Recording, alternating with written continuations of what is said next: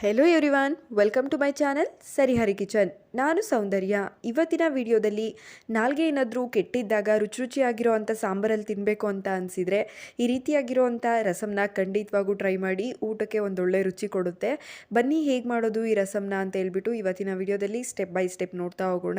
ಮೊದಲಿಗೆ ಇಲ್ಲಿ ಒಂದು 1/4 ಕಪ್ಪಷ್ಟು ತೊಗರಿಬೇಳೆನ ತೊಗೊಂಡಿದ್ದೀನಿ.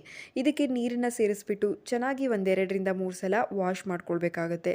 ನಾನು ತೋರಿಸ್ತಿರೋ ಅಂಥ ಇಂಗ್ರೀಡಿಯೆಂಟ್ಸ್ ನಾನು ಎಷ್ಟು ಹಾಕ್ತೀನೋ ಅದು ಬಂದುಬಿಟ್ಟು ಒಂದು 5 ಜನಕ್ಕೆ ಒಂದು ಟೈಮ್ಗೆ ತಿನ್ನೋವಷ್ಟು. ನೀವೇನಾದರೂ ಜಾಸ್ತಿ ಜನಕ್ಕೆ ಮಾಡ್ತಾ ಇದ್ದರೆ ಜಾಸ್ತಿ ಮಾಡ್ಕೊಳ್ಬೇಕಾಗುತ್ತೆ. ಬೇಳೆನ ಯಾವ ಕಪ್ಪಲ್ಲಿ ತೊಗೊಂಡಿರ್ತೀರೋ ಅದೇ ಕಪ್ಪಲ್ಟಲ್ಲಿ 2 ಕಪ್ಪಷ್ಟು ನೀರನ್ನು ಸೇರಿಸ್ಕೊಳ್ಬೇಕಾಗುತ್ತೆ. ಜೊತೆಗೆ ಸ್ವಲ್ಪ ಅರಿಶಿನ, ಹಾಗೆ 1 ಟೇಬಲ್ ಸ್ಪೂನಷ್ಟು ಎಣ್ಣೆ. ಇದಿಷ್ಟನ್ನು ಹಾಕ್ಕೊಂಡು ಕುಕ್ಕರ್ ಲಿಡ್ನ ಕ್ಲೋಸ್ ಮಾಡಿಬಿಟ್ಟು ಒಂದು 3-4 ವಿಸಿಲ್ ತಗೊಳ್ಬೇಕಾಗುತ್ತೆ. ಇದು ವಿಸಿಲ್ ಆಗೋ ಅಷ್ಟರಲ್ಲಿ ನಾನಿಲ್ಲಿ ನೋಡಿ ನಿಂಬೆಹಣ್ಣು ಸೈಜಷ್ಟು ಹುಣಸೆಹಣ್ಣನ್ನು ನೆನೆಯೋಕ್ಕೆ ಇಟ್ಕೊಳ್ತಾ ಇದ್ದೀನಿ.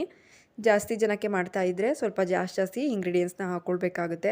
ನಂತರ 1 ಟೊಮೊಟೊನ ಈ ರೀತಿಯಾಗಿ ಪೇಸ್ಟ್ ಮಾಡಿ ರುಬ್ಕೊಂಡು ಇಟ್ಕೊಂಡಿದ್ದೀನಿ.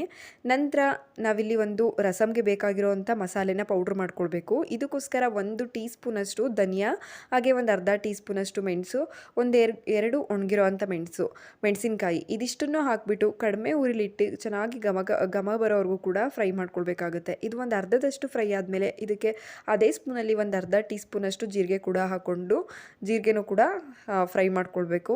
ಪೂರ್ತಿ ಸೀಸ್ಕೊಳ್ಬಾರ್ದು, ಮೀಡಿಯಮ್ ಊರಲ್ಲಿ ಇಟ್ಬಿಟ್ಟು ಸ್ವಲ್ಪ ಕಲರ್ ಚೇಂಜ್ ಆಗೋವರೆಗೂ ಕೂಡ ಫ್ರೈ ಮಾಡ್ಕೊಳ್ಬೇಕಾಗುತ್ತೆ. ನಂತರ ಇದನ್ನು ಒಂದು ಮಿಕ್ಸರ್ ಜಾರ್ಗೆ ಹಾಕ್ಕೊಳ್ಬೇಕು. ಜೊತೆಗೆ ಒಂದು 4-5 ಇಕ್ಳು ಅಥವಾ 5-6 ಇಕ್ಳಷ್ಟು ಬೆಳ್ಳುಳ್ಳಿನ ಹಾಕ್ಕೊಂಡು ನೀರು ಸೇರಿಸ್ದಲೇ ಈ ರೀತಿಯಾಗಿ ರುಬ್ಕೊಳ್ಬೇಕು.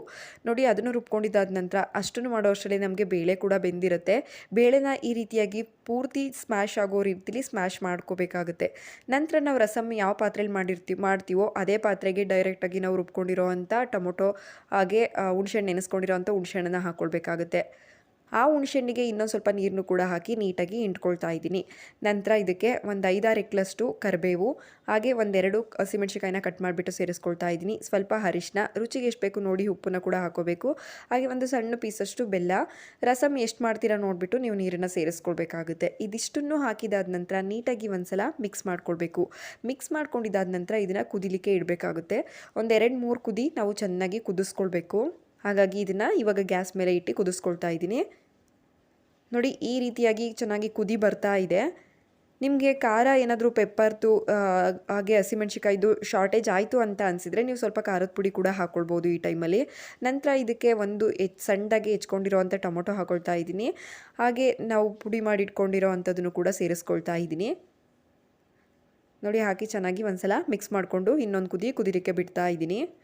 ಟೊಮೊಟೊ ಈ ರೀತಿಯಾಗಿ ಕಟ್ ಮಾಡಿಕೊಂಡು ಹಾಕ್ಕೊಳ್ಳೋದ್ರಿಂದ ಮಧ್ಯದಲ್ಲಿ ತಿನ್ನೋದಕ್ಕೆ ಟೊಮೊಟೊನೂ ಕೂಡ ಚೆನ್ನಾಗಿ ಅನಿಸುತ್ತೆ. ಹಾಗಾಗಿ ಇಷ್ಟ ಇಲ್ಲ ಅಂದರೆ ನೀವು ಸ್ಕಿಪ್ ಕೂಡ ಮಾಡ್ಕೊಳ್ಬೋದು.